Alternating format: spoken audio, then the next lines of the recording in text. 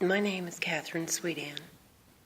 I just received an email that the Chinese government is intending to execute my son for something he didn't do. He is a U.S. citizen. His name is Swidan. There are 11 people involved in this case, and they are blaming my son because he's an American, and the Chinese government want to make a statement if they execute my son to the United States. This is a political game that they're playing. I want to appeal to the Chinese government for my son's life and let them know that he is a good man, he is innocent, he has not done anything to provoke this. He is an artist, a photographer. He has hopes of getting married when he comes home. He is a good man. He's very intelligent. He had nothing to do, as proven, with this case. And this email has disturbed me enough so that I need to do a YouTube video. I don't really know how to do this, but I'm appealing to the U.S. government.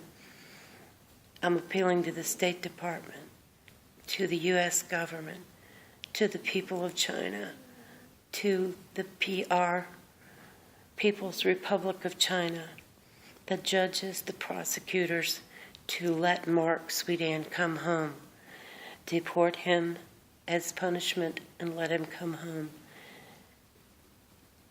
I appeal to you because I know that you do give mercy and you do show mercy.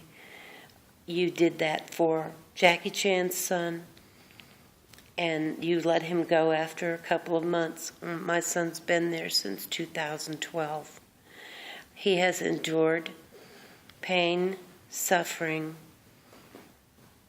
and he is trying to stay alive for me, for his family, for me. Please, I'm appealing to the People's Republic of China, anyone in the world who can help me get my son home. I'm begging you. Again, this is Swidan in Houston, Texas.